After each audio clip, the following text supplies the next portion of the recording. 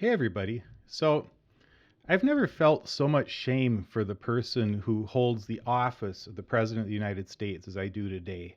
I mean, have we all seen enough yet? A friend of mine texted me today while I was out driving, and he said, Trump just embarrassed the U.S. on a historic level. And I thought, oh no, what now? So I turned on the news, and it was so much worse than I thought. I'm talking about Trump's Oval Office meeting with Vladimir Zelensky, of course. Now, if you haven't watched the whole exchange, I recommend really that you find it and you watch it in its entirety. Just watch it and decide for yourself what you think. Don't look at it filtered through, other people taking clips from it or whatever. Watch this thing. This is what we've got now. Donald Trump and JD Vance are the two most outwardly vile human beings to ever hold the offices of president and vice president of the United States. And we're stuck with both of them because the Republican Congress won't do anything about their bullying of a man who has more integrity in his little finger than either of those guys are ever going to have.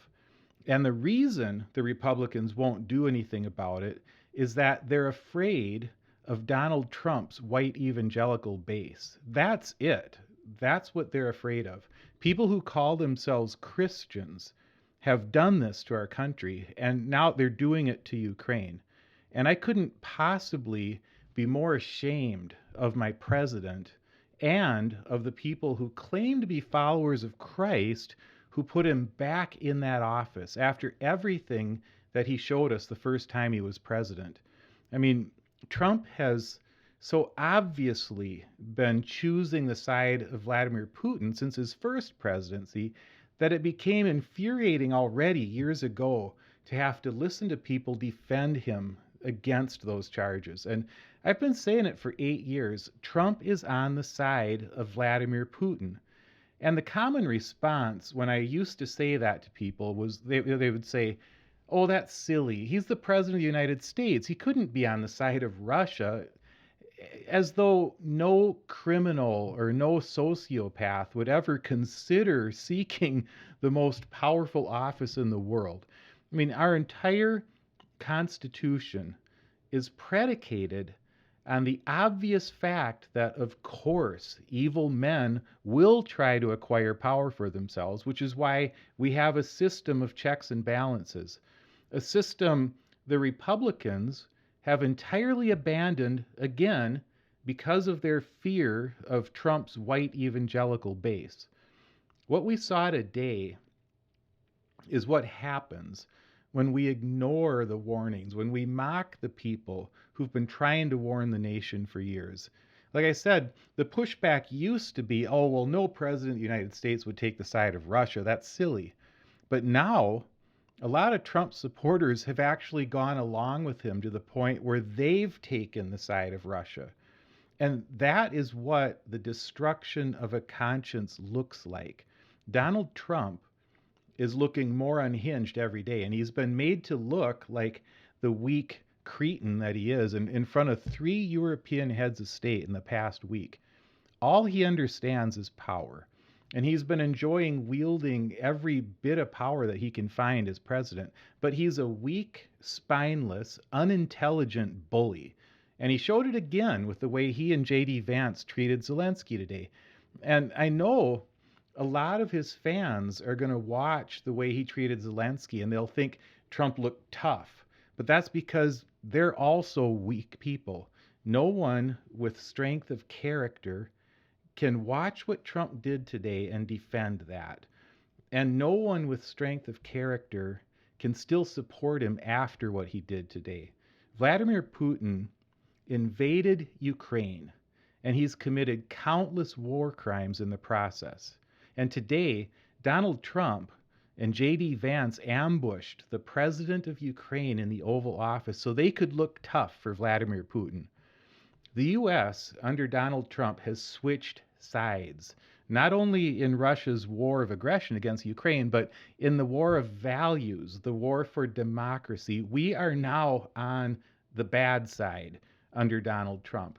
We've elected a cretinous, sociopathic criminal, And today he put all of that on display. And what he showed us today is a Rorschach test. Some people are going to watch that display and think that Trump looked tough. And all I can say is, if that's you, I'm sorry for the lack of role models in your life. But that's not toughness. That's mob boss behavior, plain and simple. Some of you who like to leave your comments for me about how I'm supposed to show respect for those in authority are going to say, you're going to watch what happened and say, well, I have no thoughts about it. God made Trump president, and I'm just going to pray for Trump and trust God.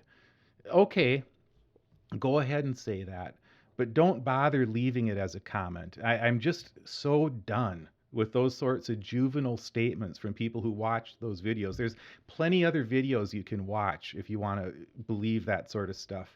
That's not how biblical authority works. That's just propping up the sick system of authoritarian abuse that's playing out in the Oval Office, but also in far too many churches today. And I respect the office of president too much to stay silent when a criminal, intellectually challenged thug tries to use it as his personal weapon for enriching himself and settling grudges. Using the Bible to support this sort of authoritarian bullying is obscene. And I'm not going to stop saying that. I'm ashamed of the president, and I'm ashamed of the people who call themselves Christians who put him in that office. And I'm not going to pretend to have common ground with anyone who finds what happened today to be acceptable. This is a low point in American history. I try, believe it or not, to be emotionally balanced on this channel because I don't think it does a lot of good to do what I'm doing right now, to just spout anger into the world. But this is something everyone should be angry about. And I'm not just going to come on here and pretend that it's okay. Donald Trump is changing sides on behalf of the United States away from the democracies of the world in favor of the authoritarians. And he's getting away with it because an awful lot of authoritarian Christians are supporting him. And I don't know what to do about it, except to work as hard as I can to make sure that those Christians who still support Trump after what he's shown us the past few weeks feel as much shame as possible for their actions.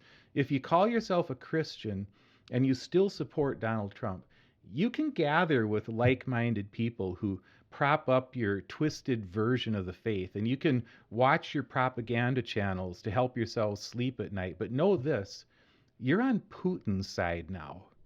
And the time is coming when you're going to look back on this time with shame for the choices you're making right now.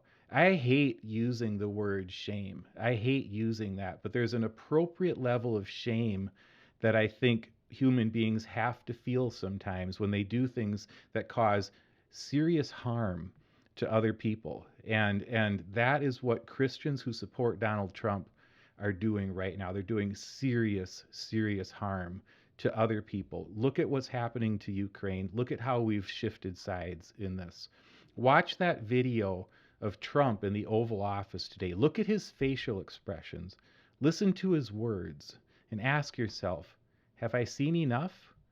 What more do we have to see? So thanks for listening.